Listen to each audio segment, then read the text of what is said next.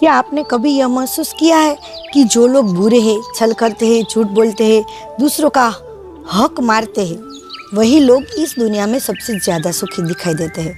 और जो लोग सच्चे हैं, ईमानदार हैं, किसी का दिल नहीं दुखाते, वही लोग परेशान में घिरे हुए होते हैं।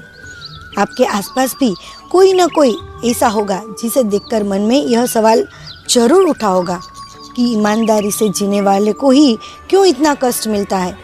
कई बार मन कहता है, क्या फ़ायदा अच्छे बनने का, जब बुराई करने वाला ही ऐश करता है और अच्छाई के रास्ते पर चलने वालों को सिर्फ संघर्ष और दर्द मिलते हैं। और तब एक छोटी सी आवाज़ दिल में गूंजती है, भगवान क्या देख नहीं रहे, क्या उन्हें फ़र्क नहीं पड़ता। यह सवाल सिर्फ आपका नहीं है, यह सवाल सदियों से लोगों के मन में उठता है। यह सवाल पांडवों के मन में भी आया था, जिन्होंने धर्म के लिए सब कुछ खो दिया और फिर भी वनवास, अपमान, संघर्ष ही पाया। यह सवाल अर्जुन ने भी भगवान श्री कृष्ण ने पूछा था, जब कुरुक्षेत्र के मैदान में वह अपने ही भाई बांधवों के साथ विरुद्ध खड़े थे। और वहीं श्री कृष्ण ने वो दिव्य ज्ञान दिया जिसे हम आज श्रीमद् भगवद गीता के रूप में जानते हैं। गीता का जन्म ही तब हुआ जब एक अच्छा इंसान टूटने की कगार पर था, जब इसके मन में ही यह प्रश्न थे, मैं धर्म पर हूँ फिर भी इतना दुख क्यों। अगर युद्ध करना अधर्म है तो क्या अपने आत्मीयजनों को मारना धर्म है। मैं क्या करूँ, किसके लिए करूँ। आज हम सब अर्जुन की तरह जीवन के द्वार पर खड़े हैं, जहाँ अच्छाई और बुराई के बीच संघर्ष चल रहा है, जहाँ मन बार बार हार मान लेना चाहता है, जहाँ सवालों की भीड़ है और उत्तर बहुत दूर लगता है। लेकिन यहीं से बदलाव शुरू होता है। यहीं से भगवान हमें समझाते हैं कि जीवन का मूल्य सुख दुख से नहीं, कर्म और आत्मा से है।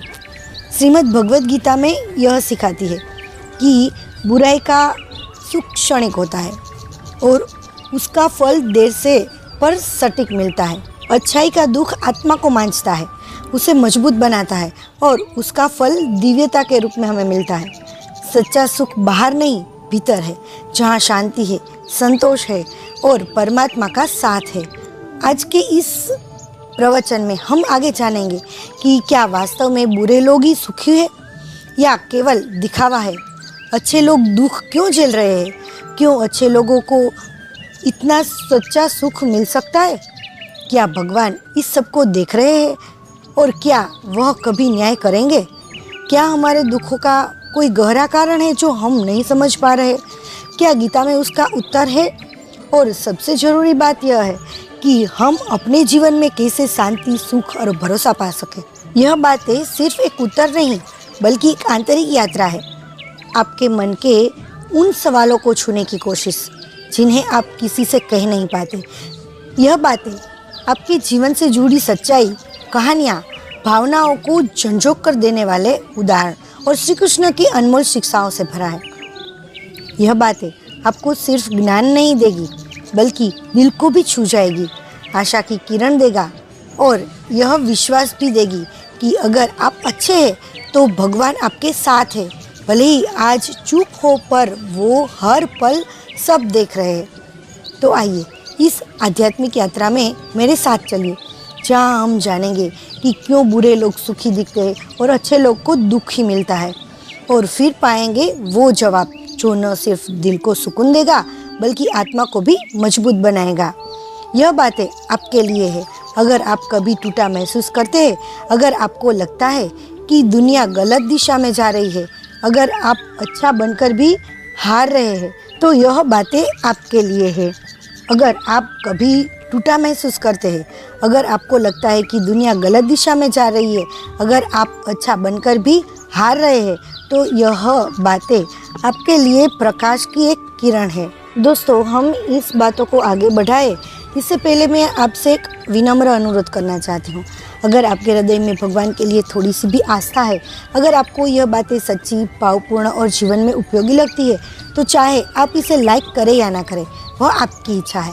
लेकिन कृपया इसे दूसरों तक अवश्य पहुंचाइए, शेयर कीजिए, क्योंकि हो सकता है किसी एक व्यक्ति के जीवन में यह बातें प्रकाश की किरण बन जाए, उसके टूटे विश्वास को फिर से जोड़ दे या उसे जीवन में एक नई राह दिखा दे। ऐसी बातें सिर्फ एक शब्द नहीं होती, कभी कभी वो किसी की प्रार्थना का उत्तर होती है।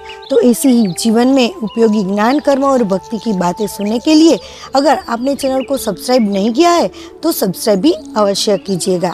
जब हम किसी को धनवान, शक्तिशाली या ऐशो आराम में जीते देखते हैं तो हम मान लेते हैं कि वे सुखी है, लेकिन क्या वास्तव में ऐसा है? श्री कृष्ण कहते हैं, य एनं वेति हंतारं यश्चैनं मन्यते हतम् उभौ तो न विजाति तो नायं हन्ति न हन्यते। ये श्लोक गीता के अध्याय 2 उसका 19वां श्लोक है। इसका तात्पर्य यह है कि जो आत्मा को मारता है या मरता हुआ समझता है वह नहीं जानता, क्योंकि आत्मा न हनन करती है न हन्य होती है। मतलब कि जो बुरे लोग हैं वो दूसरों को कष्ट दे रहे हैं, वे आत्मा की यात्रा में अवनति कर रहे हैं। बाहर से उनके पास कितना भी वैभव हो, भीतर से वे खोखले होते हैं। उनका सुख एक क्षणिक भ्रम है। राम प्रसाद एक सरकारी कर्मचारी था, ईमानदारी से काम कर रहा था, पर जीवन में आर्थिक कठिनाइयों से जूझता रहा। वहीं उसका सहकर्मी शंकरलाल रिश्वत लेकर मोहल्लों में रहता था। सबको लगता था कि शंकरलाल बहुत सुखी है, लेकिन एक दिन शंकरलाल को हार्ट अटैक आया। डॉक्टर ने बताया कि वह सालों से मानसिक तनाव, अपराध बोध और नींद की गोलियां पर जी रहा था। उसके पास धन था पर चैन नहीं। वहीं रामप्रसाद साधारण जीवन जीते हुए अपने परिवार में प्रेम और शांति से जी रहा था। गीता कहती है, जिसने कर्मों में आसक्ति छोड़ी वह शांति को प्राप्त करता है। कई बार अच्छे लोग दुखी इसीलिए होते हैं क्योंकि वे पूर्व जन्मों के कर्मों का फल भोग रहे होते हैं। यह दुख परीक्षा नहीं, परिशुद्धि होती है। यदा यदा ही धर्मस्य ग्लानिर्भवति भारत अभ्युत्थानम धर्मस्य तदात्मानं सुजाम्यहम्। ये श्लोक गीता, श्रीमद् भगवद गीता अध्याय 4 7वां श्लोक है। जब भी धर्म का पतन होता है, भगवान स्वयं आते हैं या अपने लोगों से अधर्म का नाश कराते हैं, पर इसके लिए वे उन्हीं अच्छे लोगों को चुनते हैं जिनका मन और आत्मा बलवान हो। मीरा नाम की एक महिला बहुत भक्ति में लीन रहती थी, पर उसे संतान नहीं हो रही थी। उसने बहुत व्रत, सेवा, दान किया, फिर भी उसका जीवन दुखों से भरा रहा।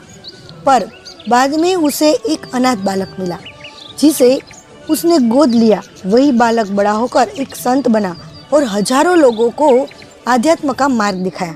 जब मीरा ने भगवान से पूछा, मुझे संतान क्यों नहीं दी, तो एक स्वप्न में भगवान ने कहा, मैं तुम्हारे माध्यम से हजारों को दिशा देना चाहता था, इसीलिए तुम्हारा दुख एक बड़ा सुख बन गया। श्रीमद् भगवद गीता कहती है, सुख दुखे समय कृत्वा लाभा लाभो जया जयो। ये श्लोक श्रीमद् भगवद गीता के 2 अध्याय का 38वां श्लोक है। उसका अर्थ है, सुख दुख, लाभ हानि, विजय पराजय में समता रखो, यही योग है। सुख की परिभाषा बदलने की आवश्यकता है। आज हम सुख को बाहरी चीजों में देखते हैं, पैसा, मकान, नाम, पर गीता में सुख आत्मिक संतोष है। जो व्यक्ति बाह्य विषयों में आसक्ति नहीं रखता वह आत्मा में ही अक्षय सुख का अनुभव करता है। गणेश दास एक गांव में शिक्षक था। कम वेतन में काम करता था, पर रोज अपने छात्रों को पढ़ाता, गाता, कहानियाँ सुनाता और गांव में जब कोई उदास होता लोग उसके पास जाते। उनके पास करोड़ों नहीं थे, पर दिलों की दौलत थी। उसकी मृत्यु के बाद हजारों लोगों ने उसकी तस्वीर पर फूल चढ़ाए और कहा, यह हमारे जीवन का दीपक था। सच्चा सुख यही है। श्रीमद् भगवद गीता यह कहती है कि सुख दुख कर्मों का परिणाम है, पर आत्मा अचल है। जो व्यक्ति समता में स्थित है वही वास्तव में सुखी है। बुरे कर्म देर से भी फल देते हैं, पर देते अवश्य है। अच्छे लोग ईश्वर की विशेष योजनाओं का हिस्सा होते हैं। जो भीतर से शांत है वही वास्तविक सुखी है। बुरे लोग सुखी और अच्छे लोग दुखी क्यों? यह प्रश्न जब तक हम केवल भौतिक दृष्टिकोण से देखेंगे तब तक इसका उत्तर नहीं मिलेगा। लेकिन जब हम श्रीमद् भगवद गीता की दृष्टि से इसे देखेंगे तो समझ में आएगा कि बुराई सुख का मुखौटा पहन कर आती है। पर भीतर से खोखली होती है। अच्छाई कभी भी व्यर्थ नहीं जाती, पर अपने समय पर वो फल देती है। जीवन एक क्षणिक यात्रा नहीं, बल्कि एक आत्मिक यात्रा है, जहाँ हर अनुभव आत्मा को मांझता है। ईश्वर का न्याय अदृश्य होता है, पर अचूक होता है। श्रीमद् भगवद गीता का अंतिम संदेश है कि सर्वधर्मा परित्यज्य मामेकं शरणं व्रज, अहम त्वाम सर्व पापेभ्यो मोक्षयिष्यामि मा शुचः। गीता का 18वें अध्याय का 66वां श्लोक है। सारे धर्मों का त्याग कर मेरी शरण में आ जा, मैं तुझको सारे पापों से मुक्त कर दूंगा, तू शोक मत कर। इसीलिए हे प्रिय आत्मा, यदि तुम अच्छे हो तो ईश्वर के अधिक निकट हो। तुम्हारे दुख तात्कालिक हो सकते हैं, पर उनका फल दिव्य होगा। जो आत्मा ईश्वर में स्थित होती है वह हर परिस्थिति में आनंदित होती है। बुरे लोगों का सुख अस्थायी है, अच्छे लोगों का दुख भी उन्हें ही निखारता है। सच्चा सुख आत्मा में है, सेवा में है, ईश्वर की भक्ति में है। अपने कर्म पर ध्यान दो, अपने हृदय को निर्मल रखो। श्री कृष्ण गीता कहती है, जो अपने कर्तव्य से नहीं हटता वह अंत में परम सुख को प्राप्त करता है। दोस्तों, अगर मेरी बातें आपके मन को छूती है, आपके जीवन में थोड़ी सी भी शांति, प्रेरणा या समझ लाती है, अगर आपको लगता है कि इन शब्दों में कोई ऐसा भाव है जो अंधेरे में एक दीपक की तरह रोशनी कर रहा है, तो कृपया इस चैनल को सब्सक्राइब जरूर करें और नोटिफिकेशन बेल को ऑन कर ले, ताकि जब भी मैं कोई नई प्रेरणादायक बातें लेकर आऊँ तब सबसे पहले आप तक पहुँचे। साथ ही एक विनती है, इन विचारों को अपने दोस्तों, परिवार और प्रियजनों के साथ जरूर शेयर करें। क्या पता आपकी एक शेयर से किसी भटके हुए जीवन को रास्ता मिल जाए, किसी टूटे हुए मन को सांत्वना मिल जाए और किसी को अपने अस्तित्व का अर्थ समझ आ जाए। आपका स्नेह, आपका साथ ही इस यात्रा की सबसे बड़ी शक्ति है। यहाँ तक सुनने के लिए धन्यवाद। जय श्री कृष्ण।